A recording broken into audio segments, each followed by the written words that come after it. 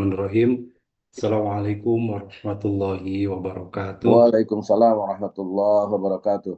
Alhamdulillahi rabbil alamin. Alhamdulillahilladzi wa kafa. Wassalatu wassalamu ala nabiyil mustafa wa ala alihi wa ashabihi ahla sidqi wal wafa. Asyhadu an la ilaha illallah wahdahu la syarikalah wa asyhadu anna Muhammadan abduhu wa rasuluh alladzi la nabiyya wa la rasula ba'da amma ba'd. Alhamdulillah, puji syukur hanya milik Allah, salawat salam. Semoga tetap dilimpah curah kepada Nabi kita, teladan hidup dan kehidupan kita, uswah dan kedua kita, Nabi Muhammad Sallallahu Alaihi Wasallam. Terima kasih Bapak Ibu yang sudah bergabung, sudah ada 19 partisipan. Semoga pertemuan ini penuh berkah, rahmat dan ampunannya. Dan insya Allah kita akan lanjutkan kajian kita, Kitab Riyadhus Shalihin. Sekali lagi mohon maaf 2 pekan ya kita libur karena saya bertugas umroh dan alhamdulillah sudah kembali ke tanah air. Semoga kita semua diundang oleh Allah untuk bisa berhaji berumroh ke Baitullah insya Allah. Baik, Bapak Ibu, kita akan melanjutkan kajian kita dan kita masuk kepada hadis ke-55. Masih kita memasuki atau sedang berada di bab tentang sabar ya. Maaf, tentang jujur. Jadi kita sudah membahas sebelumnya tentang syukur, tentang sabar, dan kita masuk kepada bab tentang jujur. Hadis ke-55. Wa an Abi Muhammad Al-Hasan ibn Ali bin Abi Talib radhiyallahu anhuma qala hafidtu min Rasulillah sallallahu alaihi wasallam da' ma yuribuk ila ma yuribuk fa inna sidqa tuma'ninatun wal kadhiba raibatun atau ribatun. Rawahu Tirmidzi wa qala hadisun hasanun sahih. Dari Abu Muhammad Al Hasan bin Ali bin Abi Talib. Ya, ini berarti yang diriwayatkan oleh cucu Rasulullah ya. Abu Muhammad Hasan bin Ali. Jadi Hasan kita kenal ada cucu Rasulullah Hasan Hussein ya. Di Hasan juga meriwayatkan hadis menerima dari Rasulullah. Tapi memang tidak sebanyak para perawi lain seperti halnya Abu Hurairah, Ibnu Umar, Ibnu Abbas, atau Aisyah yang banyak sekali meriwayatkan hadis, tidak banyak yang diriwayatkan oleh Hasan bin Ali ya. Ini Abu Muhammad Hasan bin Ali radhiyallahu anhu. Dia doakan keduanya, Hasannya dan Alinya ya. Keduanya adalah sahabat Rasulullah. Artinya orang yang bertemu dengan Rasulullah dan hidup semasa Rasulullah Sallallahu Alaihi Wasallam. Qala dia berkata, hafidtu min Rasulillah sallallahu alaihi wasallam. Saya ingat dari Rasulullah sallallahu alaihi wasallam. Artinya Hasan ini mengingat nasihat dari Rasulullah sallallahu alaihi wasallam. Apa nasihatnya? Da' ma yuribuk ila ma la yuribuk. Ya, tinggalkan apa yang membuat kamu ragu kepada apa yang tidak meragukanmu. Jadi tinggalkan apa yang meragukanmu kepada apa yang tidak meragukanmu. Nah, ini biasanya hadis cukup sampai sini, gitu ya. Dan riwayat lain juga ada yang cukup sampai sini. Nah, tapi ini ada tambahannya eh, lebih lengkap dan ini terkait dengan jujur, ya bahwasanya nanti kesimpulan dari di sini bahwa jujur itu menenteramkan, tidak membuat seseorang khawatir, ragu, cemas, begitu ya. Nah, dama yuribuk ila ma la yuribuk, tinggalkan apa yang meragukanmu kepada yang tidak meragukanmu. Fa inna sidqa tuma'ninatun. Karena sesungguhnya jujur itu menenteramkan. Wal kadhiba ribatun. Dan dusta itu membimbangkan. Jadi menggelisahkan. Kalau jujur itu membuat tenang, tentram. Kalau berdusta itu membuat gelisah. Rawi Tirmidzi, hadis ini diriwayatkan oleh Imam Tirmidzi. Waqala hadisun sahih. Dan Imam Tirmidzi mengatakan hadis ini sahih. Di sini ada foto nomor 2. Raja Tirmidzi Kitab Sifatul Qiyamah. Ya, diriwayatkan oleh Imam Tirmidzi dalam bab sifat qiyamah ya, tentang hari kiamat, nomor 20, dan Nasai dalam kitab Al-Ash dalam kitab Ashrabah bab hisu ala tarki syubhat. Juga ada di dalam kitabnya Imam Nasai ya dalam bab hisu ala tarki syubhat. Eh, Motivasi untuk meninggalkan hal yang syubhat. Jadi sekali lagi bunyi hadisnya adalah Rasulullah bersabda, tinggalkan apa yang meragukanmu kepada apa yang tidak meragukanmu, karena kejujuran itu menenteramkan dan kedustaan itu menggelisahkan. Qauluhu yuribuk, perkataan yuribuk huwa bifathil ya wa dhammha. Membacanya adalah di fathah huruf ya-nya, ya jadi yaribuk. Ada baca yuribuk, ada baca yaribuk. Nah, di sini bifathil ya, berarti ya-nya di fathah. Yaribuk. Karena dalam artian ada kalimat yuribuk gitu ya. Wadimmuha dan didomahkan. Ya, wadommiha dan didomahkan. Jadi bisa jadi yuribuk atau yaribuk dibacanya. Bisa fathah atau domah gitu. Wa maknahu dan maknanya utruk ma tasyukku fi hillih. Ya, tinggalkan eh, hal-hal yang membuat engkau ragu. Ya, yuribuk kata-kata roib kita sering mendengar misalkan kalimat ya dalam Quran dalikal kitabula roib ya dalikal kitabula roiba fi. Roib itu artinya sama dengan syak ya ragu. Wa'dil ila ma la tasyukku fihi. Wa'dil ila ma la tasyukku fihi ya dan setara dengan apa yang tidak meragukanmu. Artinya meninggalkan yang meragukan sama dengan kita eh, beralih kepada yang membuat kita yakin, yang membuat kita tidak ragu. Begitu ya. Wa qawluhu, nah ini penjelasannya, da ae utruk. Ya, kata da itu artinya utruk, bahasa kitanya tinggalkan. Ma yuribuk bi fathil ya ae tasyukku fihi wala tatma'inna ilaihi, ya, yaitu meninggalkan apa yang tasyukku fihi meragukanmu wala tatma'inna ilaihi, ya, dan membuat engkau tidak tentram ilama yuribuk kepada yang meragukanmu ay ila syai'in alladzi la raiba fi, atau kepada sesuatu yang tidak meragukan. Wahadal hadis min ahadisil arba'in an-nawawiyah. Hadis ini ada di dalam kitab Arba'in an-Nawawiyah. Ya, kita sudah pernah juga dulu membahas kitab Arba'in ya, ada 40 hadis yang dikumpulkan oleh Imam An-Nawawi. Arba'in itu artinya 40. Walaupun sebenarnya di dalam kitab itu ada 42 ya, ada tambahan yang memasukkan. Tapi yang dikenal dengan hadis Arba'in ada 40 Arba'in itu artinya 40 yang disusun dipilih oleh Imam An-Nawawi sebagai hadis-hadis yang memberikan motivasi dalam ibadah dan beramal soleh. Wahwa hadisun jami'un muhimun dan merupakan hadis yang sangat penting. Wa babun adim min abwabil wara wal ihtiyar. Dan itu merupakan hadis yang agung yang masuk kepada bab wara dan ikhtiyat. Ya, wara di ikhtiyat itu artinya hati-hati. Dalam bahasa Indonesia waro hati-hati, ikhtiyat juga hati-hati ya. Bab waro wal ikhtiyat ya. Nah, bab hati-hati atau waspada dan hati-hati gitu ya. Hati-hati tidak khawatir untuk em, terkena yang haram atau hati-hati menjaga diri dari hal yang dilarang oleh Allah Subhanahu wa taala.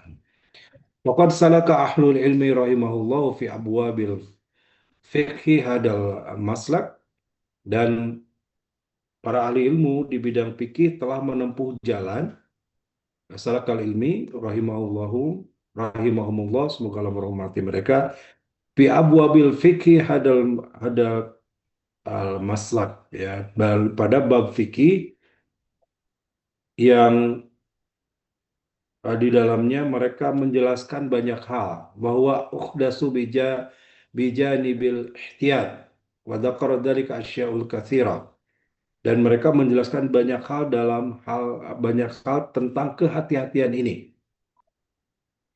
Wa dzakara dzalika asyaul katsirah, dari sekian banyak itu di antaranya ini akan diuraikan seperti apa para ulama dulu melakukan kehati-hatian dalam banyak hal.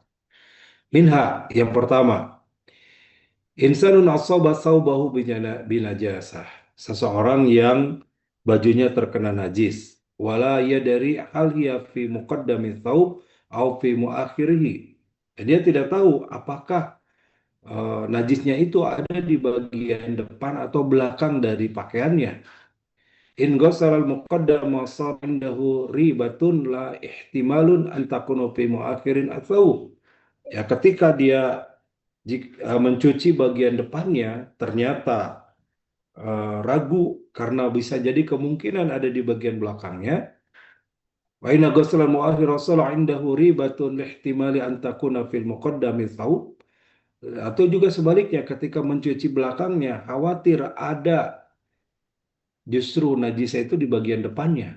Fama huwal ikhtiyar. Lalu bagaimana mereka eh, cara mereka untuk hati-hati atau hati-hatinya seperti apa? Ihtiyatu agyag sila muqaddamatun wa muakhirun. Maka dia mencuci baik bagian depan maupun bagian belakangnya. Hatta tazula ribatun wa tatma'inna. Sehingga hilanglah rasa ragunya dan menjadi lebih tenang. Kan? Ini nggak tahu apakah di bagian depan atau belakang yang kena najis. Kalau dicuci bagian depan, bisa jadi di bagian belakang. Atau di bagian belakang bisa di bagian depan. Ya, dicuci semua. Depan belakang dicuci, sehingga hilanglah rasa ragu. Nah, itu yang dimaksud dengan menghilangkan keraguan. Gitu ya, dan mendatangkan ketenangan. Hatta tazulari batuhu wa tatma'inna. Sehingga hilanglah keraguannya dan timbullah ketenangan. Wa minha, contoh kedua, lau syakal insan fi salatihi. Ada seseorang yang ragu dalam salatnya. Hal salat rakaat ini awal salah rakaat. Apakah dia salat 2 rakaat atau 3 rakaat? Walam yatarajjah inda syai'un. Sampai dia nggak jelas. Artinya apa? Saking ragu-ragunya, ya maka dia tidak tahu mana yang lebih kuat, mana yang lebih rojih. Ya walam yatarajjah indahu syai'un. Fahuna in akhada bi raq'ataini sara indahu ribatun fa'alatun naqsun. Maka kemudian dia mengambil yang 2 rakaat. Ya, in akhada bi sara indahu ribatun sehingga dia menghilangkan ragunya. Ya, fala'allahu naqsun. Jadi kalau ngambil 2 kan berarti kalau ngambil 3 berarti kurang. Tapi kalau ngambil 2 berarti dilengkapi itu. Gitu ya. Jadi kalau ragu ini 2 atau 3 ambil yang 2. Ini 3 atau 4 ambil 3. Begitu. Untuk apa lebih menenteramkan. Lain aku ada bisalah sara indahu ribatun. Karena kalau dia ngambil 3 dia jadi ragu. Cuma nanti ini belajar Fa'alahu lam kan yankus. Ya. Sementara gondol. dia kan tidak ingin berkurang. Ini kan gondol Walakin ini. dia kok kalkan. Tetapi kemudian kalau Hmm? dia Ya, ngambil pelan-pelan. yang kurang, fahuna ya'malu bima la ribatun fihi fayamalu bil apal. Ya, untuk lebih menenteramkan, maka dia mengambil yang lebih sedikit. Faidah syakka hal hiya salas au arba faliyaj ala salasan wahakada. Nah, ini juga dicontohkan ya. Jadi kalau 2 atau 3 ambil 2, ambil yang paling sedikit. Demikian pun kalau 3 atau 4 ambil 3, ambil yang paling sedikit. Sehingga kalau uh, yang menambah itu tidak ragu, tidak kurang, gitu ya, tidak merasa kurang. Fahadal hadis aslu min usulul fikih. Ya, hadis ini terkait dengan usul fikih. Inna syai'alladzi tasyukku fihi atruku ila syai'in la yasyukku fihi. Sesungguhnya segala sesuatu yang meragukan, tinggalkan kepada yang tidak meragukan. Summa inna fi tarbiyatun nafsiyah. Nah, lalu kemudian juga ada di dalamnya tarbiyatun nafsiyah, pendidikan jiwa, tazkiyatun nafs di dalamnya. Wahya annal insan yakunu fi tumaninatin laisa fil falaq. Karena seseorang manusia itu ketika dia merasakan ketentraman ya ataupun keraguan itu kan kondisinya dalam hati. Kasiro minan nas idza akhadha ma yashukku fi yakun indahu falakun. Ya, ketika manusia itu mengambil sesuatu yang meragukan di dalamnya, maka dia akan merasa gundah. Idza kana hayyal qalb fahuwa daiman yufakiru la'alli fa'altu. Sehingga kemudian eh, ragu ya gundah dalam hatinya, dan itu bisa dihilangkan dengan kegundahan itu gitu ya, atau sering muncul dengan kalimat la'alli fa'altu, aduh kenapa saya tidak lakukan ini, kenapa saya tidak lakukan itu, sering muncul perasaan itu. La'alli taraktu, kenapa saya tinggalkan ini, kenapa saya nggak melakukan ini. Faidah kata asyak bil yakin zala anhu dalika. Tetapi ketika seseorang itu melakukan dengan yakin, maka dia akan hilang keraguan itu. Wakala Nabi Sallallahu Alaihi Wasallam, maka Nabi Sallallahu Alaihi Wasallam bersabda dalam hadis yang kita bahas ini, fa inna sidqa tumaninatun. Ya, ini masuk kepada bab jujurnya. Ya, kalau tadi umum bisa jadi urusan fikih, urusan yang lain yang meragukan, maka kita ambil yang tidak meragukan. Ya, yakin ya, nih. Kalau ini 3 rakaat, 2 rakaat, yakin masih 2 rakaat tambah 1 rakaat. Ini wudhu ada yang kelewat atau tidak? Yakin belum? Ulangi kalau memang itu untuk bisa lebih meyakinkan.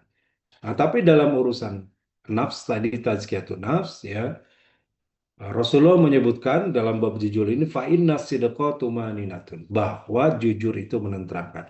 Hada wajhu syahid min hadal hadis li hadhil bab. Ya, inilah sesungguhnya adanya bab ini atau permasalahan dalam bab ini. Fa inna sidqa tumaninatun la yaqdumu sahibahu abadan. Ya, kejujuran itu akan memberikan ketentraman kepada pelakunya. Ya, artinya terus terus memberikan ketentraman abadan, ya, terus menerus memberikan ketentraman. Wala taqulu laitani walaitani li anna sidqa manjatun, dan tidak mengatakan seandainya begini seandainya begitu. Lianna sidqa manjatun, karena kejujuran itu menyelamatkan. Wasadiquna yunajjihumullahu bisidqihim, dan kejujuran itu kita akan mendapati orang yang jujur itu yunajjihumullahu bisidqihim. Allah memberikan kesuksesan, kemudahan dengan kejujuran itu. Tajidu sadiqu daiman mutmainatan, dan akan mendapati seorang yang jujur itu dia hidupnya tenang. Lianna la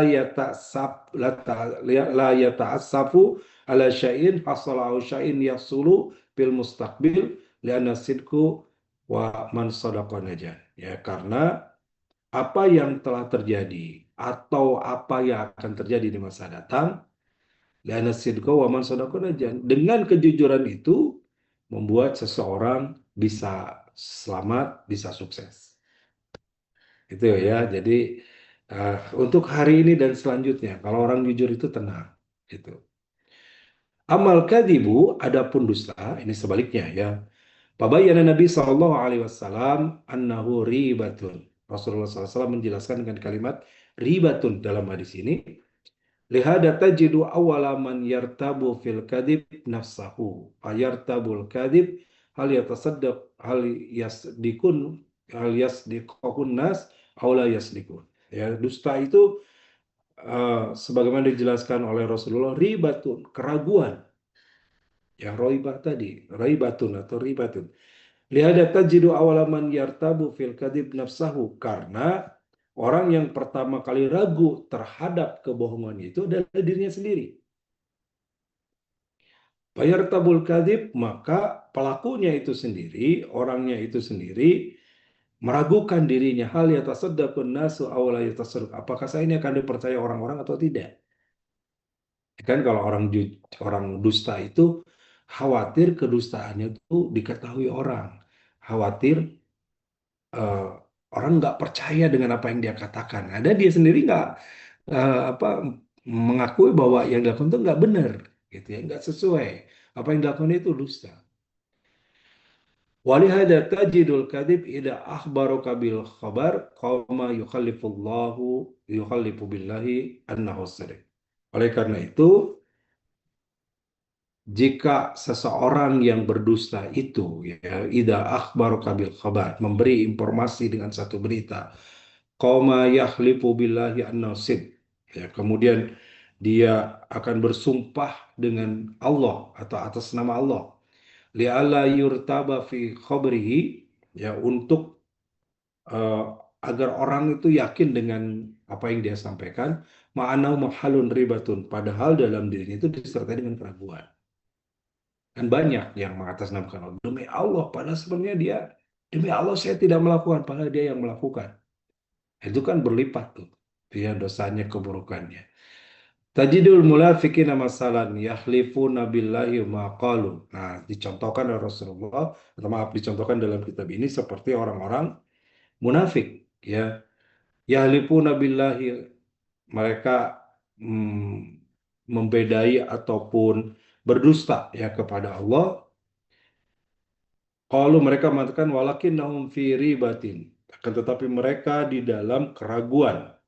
Kalau Allah Ta'ala, sebagaimana Allah berfirman, walaqad qalu kalimatul kufri wa kafaru bada islami wa hammu bima lam yanalu. Ya, mereka orang-orang munafik itu bersumpah kalau kalimatul kufri.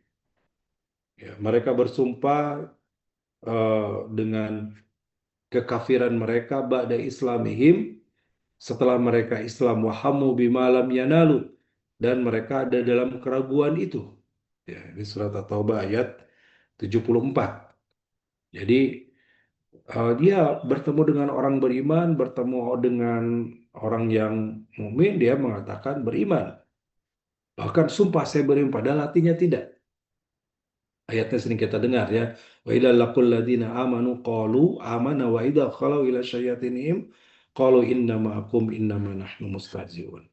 Kalau bertemu dengan kelompoknya, dengan kaumnya, dengan para pimpinannya, mereka mengatakan innama nahnu mustahzi'un. Itu artinya hatinya memang nggak jujur. Lisannya saja yang mengatakan beriman, padahal hatinya tidak. Dan Allah Maha tahu hal itu. Fal kadzibu la syakka annahu ribatun wa qalqun lil insan. Ya, tidak diragukan lagi bahwa kebohongan itu menimbulkan keraguan dan kegelisahan bagi manusia. Yartabul insan, dan manusia itu akan tetap dalam keraguannya. Hal aliman nas bikadibi am lam ya'lamun. Apakah dia diketahui oleh orang-orang atau tidak? Ala yazal fi syakkin wat taraba. Maka selama itu dia akan ada dalam keraguan dan kegundahan. Nah, jadi sebenarnya Bapak Ibu, hati kita itu punya yang disebut dengan hati nurani, ya. Ketika dia berdusta, hati nurani, hati yang paling dalam itu akan mengatakan ini dusta, akan mengatakan ini nggak benar. Nah, tapi dengan tipu daya setan, dengan kebiasaan orang berdusta, sebagaimana hadis sebelumnya dibahas, ya, hatta yuktaba indallahi kadziban, sampai Allah mengecap gitu, ya, menjadikan dia pendusta karena dia yataharra bil kadzib, dia mengulang-ulang kedustaan itu. Jadi ketika berdusta tidak merasa sesuatu yang berat, enak saja mengalir. Tapi kalau dia tanya hati nuraninya, kalau dia jujur dengan dirinya, pasti dia mengatakan apa yang dilakukannya itu salah, apa yang dilakukannya tidak sesuai. Ya. Fala yazalu fi syakin wa tarab, sehingga hatinya senantiasa dalam keraguan dan kegundahan. Fanakhudhu min hadal hadis, jadi kita mengambil pelajaran dari hadis ini, annahu yajibu 'alal insan an yada'al kadiba ila sidik. Ya, agar manusia itu senantiasa meninggalkan kebohongan, yada al-kadhib, meninggalkan kedustaan, ila sidqi, kepada kejujuran. Li'annal kadhiba ribatun, karena kedustaan itu meragukan, menggelisahkan, wasidku tu'maninatun, dan jujur itu menenteramkan. Qaqad qala Nabi sallallahu alaihi wasallam, dan Nabi sallallahu alaihi wasallam bersabda, dama yuribuk ila ma la yuribuk. Tinggalkan yang meragukanmu kepada apa yang tidak meragukan. Wallahul muwafiq. Allah yang Maha tahu semuanya. Demikian Bapak Ibu, jadi hadis nomor ke-55 ini menguatkan kita tentang perintah untuk senantiasa berbuat kejujuran, karena jujur itu menenteramkan, Sementara kalau kita dusta itu menggelisahkan. Bagaimana caranya? Tinggalkan semua yang meragukan kita dan lakukan atau kerjakan apa yang membuat kita yakin. Jujur akan membuat kita yakin, meyakinkan kita, sementara dusta membuat kita menjadi gelisah dalam hidup ini. Demikian Pak Sibli, ya hadis ke-55 sudah kita selesaikan. Silakan. Ya, Pak Ustadz, Bapak dan Ibu, tadi udah disampaikan hadis 55 tentang jujur. Langsung saja kalau ada pertanyaan, saya persilahkan untuk baik melalui chat maupun melalui audionya. Assalamualaikum Pak Ustadz Mulyadi. Mangga Pak. Waalaikumsalam warahmatullahi wabarakatuh. Silakan Pak. Alhamdulillah nih, setelah mendengar pengajian ini, orang pintar itu cenderung untuk didik, orang bodoh itu cenderung untuk jujur, terpatahkan Pak. Ternyata orang pintar itu harus jujur. Suaranya kecil Pak, maaf. Wah, Tidak terdengar nih, putus-putus Pak. kalau sekarang terdengar Pak. Ah, sip. Ya, ada. Oh iya Pak, Alhamdulillah Ya. pengajian pagi ini mematahkan yang selama ini anekdot yang saya dapatkan ya Pak, anekdot di umum ya. Yang menyatakan bahwa orang pintar itu cenderung untuk licik, orang bodoh itu cenderung untuk jujur. Ternyata ini kebalik nih kelihatannya setelah saya lihat pengajian ini kan. Jadi yang pintar itu yang harus jujur. Yang bodoh itu yang tidak tahu apa-apa, yang itu biasanya licik. Karena selama ini kita menganggap orang pintar itu banyak dalil, Pak. Dia bisa punya banyak argumen untuk mempertahankan tidak jujurannya gitu sebenarnya. Dia punya banyak argumen yang dia bisa pertahankan. Tapi setelah pengajian ini saya lihat justru orang yang pintar itu yang jujur. Karena dia tahu dia melakukan satu kejujuran adalah dengan satu dasar keyakinan. Keyakinan itu dibentuk dengan satu ilmu pengetahuan dan pengetahuan dia kan. Dan keyakinan itu kenapa dia yakin? Karena dia tahu. Alhamdulillah. Inilah fenomena yang kita hadapi sekarang ini di kehidupan kita gitu Pak. Ya. Kenapa kita mendapatkan pemimpin seperti sekarang ini, maksudnya sebelumnya gitu Pak, banyak ketidakjujuran itu akibat dari rakyat yang kehidupannya dari kehidupannya itu sudah dibentuk dengan ketidakjujuran. Jadi pimpinan itu kan cerminan rakyat. Pimpinan itu cerminan rakyat. Kita sudah dibentuk dengan sistem yang tidak jujur. Contohnya saja, dulu waktu saya bikin pelakuan baik saja, saya harus nyogok terus juga. Saya pelakuan baik itu keluar. Juga dengan bikin SIM, Pak. Saya 3 kali tes SIM dan lulus, Pak. Tidak bayaran dulu yang lebih dari seharusnya baru dapat SIM, tapi saya nggak dapat, saya nggak ambil ini. Jadi bismillah kecurangan yang tanpa kita sadari kebiasaan itu yang sehingga kita tidak melakukan suatu kejujuran yang tidak menjadinya ketenangan dalam kehidupan ketenangan karena jujur itu kan kita yang berakhir dengan Allah dan nafs kita. Pertanyaannya, kenapa orang cenderung untuk tidak jujur? Assalamualaikum warahmatullahi wabarakatuh. Baik, terima kasih Pak Riyandi. Mohon maaf saya agak keputus-putus tadi, tapi poin pertanyaannya bisa disimak ya. Jadi kenapa orang tidak jujur begitu? Itu poin-poin pentingnya yang saya dapatkan. Mohon maaf agak terputus-putus suaranya tadi Pak. Yang poin pertama juga tadi di awal saya bisa menangkap gitu ya. Banyak orang yang pintar justru tidak jujur. Orang bodoh berbuat jujur. Ya, mestinya pintar tidak pintar, kaya tidak kaya, punya jabatan atau tidak, semuanya harus jujur. Bahkan peluang orang yang punya harta, kekayaan banyak, peluang yang punya jabatan, punya kedudukan, tak gelincirnya lebih besar daripada orang yang tidak punya apa-apa.